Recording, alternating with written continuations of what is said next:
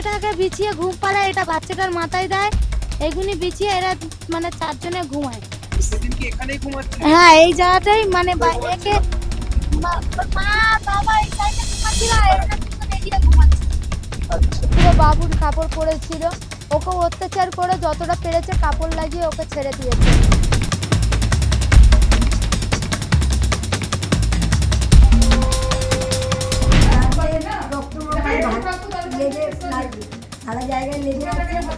একটা 7 মাসের বাচ্চাও আমাদের সোসাইটিতে সেফ নয়, বা এত আন্দোলন করলাম তাদেরও কোনো লাভ হলো না।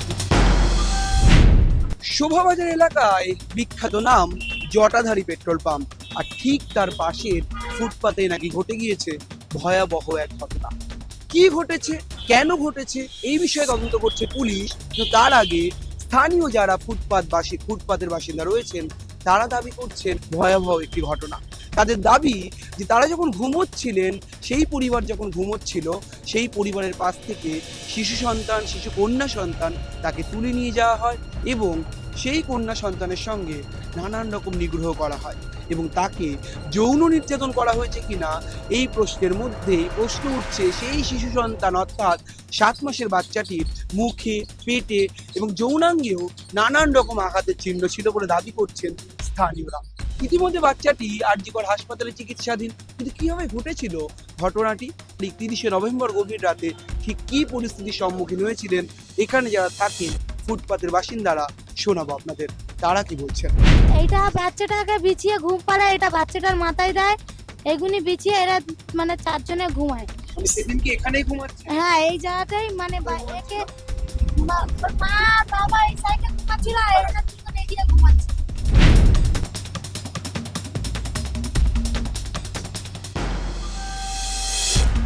আমার পিসি এসে কিছুক্ষণ পরে বলেছে যে বাচ্চাটাকে আমার পাওয়া যাচ্ছে না, চুরি হয়ে গেছে। তা আমরা বললাম যে মাজাক হয়েছে, তাই যাই ওখানে গিয়ে দেখো কোথাও পাওয়া যাবে। তা ও বললো না মা, আমার বাচ্চাটাকে পাওয়া যাচ্ছে না। স্যারকে ফোন করলো, অত রাত্রিরেই ফোন করলো স্যারকে। স্যার আমাকে আমার বরকে উত্তর দিল যে লালবাজারে একটা খবর পেয়েছি আমরা, যে একটা গলির মধ্যে বাচ্চা পড়েছে, গিয়ে দেখো তোমাদের বাচ্চা কিনা। তা গেছি আমরা সবাই মিলে, গিয়ে দেখছি বাচ্চাটা বেঞ্চের ওপরে।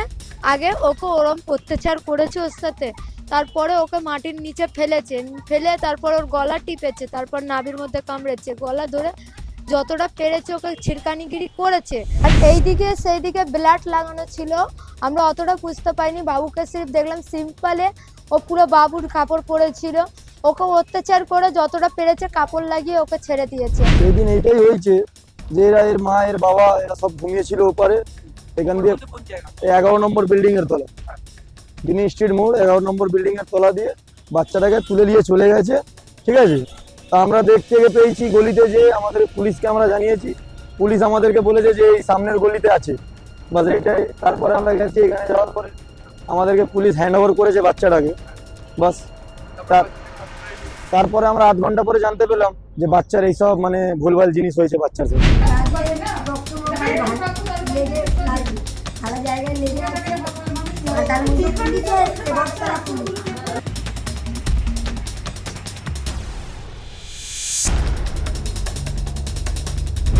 বিডন স্ট্রিটের কাছে জরিপ লেন, আর এখানেই যারা থাকেন ফুটপাতে তাদের দাবি সেই দিন গভীর রাতে যে ছোট্ট শিশুটি আহত হয়েছিল বা নির্যাতিত হওয়ার অভিযোগ উঠছে, শিশুকে পাওয়া যায় ঠিক এখানে ছিল একটি লম্বা টেবিল এবং তারপর শিশুর শরীরে দেখা যায় বিভিন্ন আঘাতের চিহ্ন রয়েছে এবং সেই রক্তাক্ত শিশুকে নিয়ে গিয়ে শুয়ে দেওয়া হয় সামনের একটি মন্দিরে।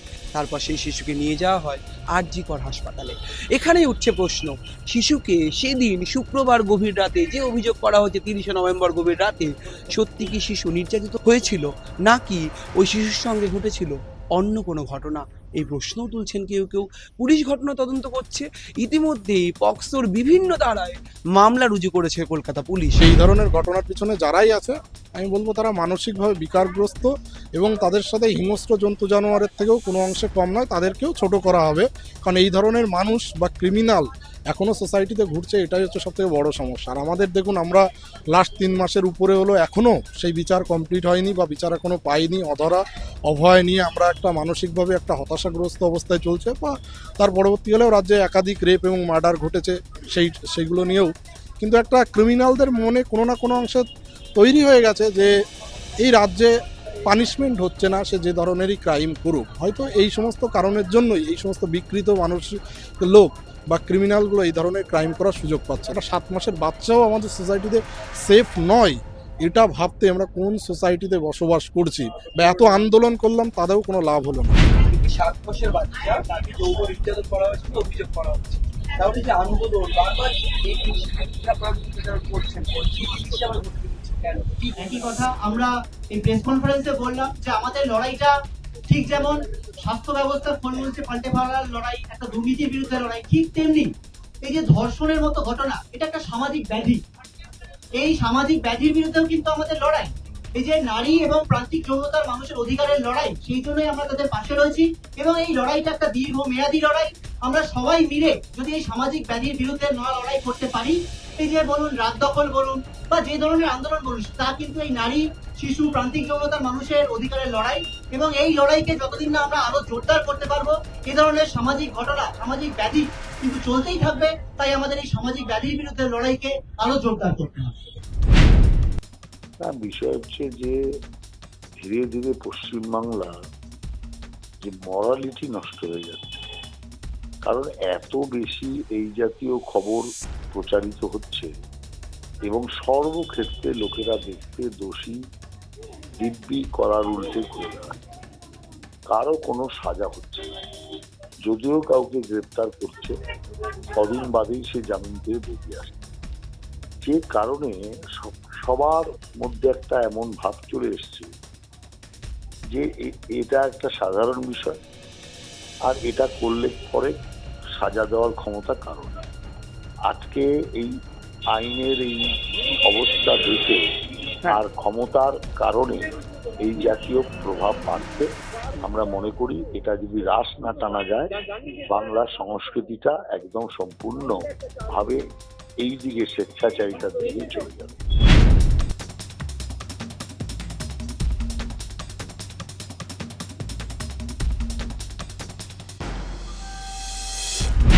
কলকাতা পুলিশ তদন্ত করে দেখছে, খতিয়ে দেখছে যে এই ঘটনায় সেদিনের যে সিসিটিভি ফুটেজগুলি রয়েছে, যে ফুটেজের সত্যতা আমরা যাচাই করিনি, সেই সমস্ত ফুটেজের সূত্র ধরে পুলিশ আসলে সেই অপরাধীকে খুঁজে পায় কিনা। ইতিমধ্যেই বাচ্চাটির অবস্থা আশঙ্কাজনক বলেই বলছেন আরজি কর হাসপাতালের চিকিৎসকদের একাংশ। তাদের দাবি পিআইসিইউতে বাচ্চাটির রীতিমতো ট্রিটমেন্ট চলছে এবং চিকিৎসকরা চেষ্টা করছেন যাতে বাচ্চাটির কোনো রকম ক্ষতি না হয়। ক্যামেরায় ব্রতিনের সঙ্গে রমেন দাস, সংবাদ প্রতিদিন .in।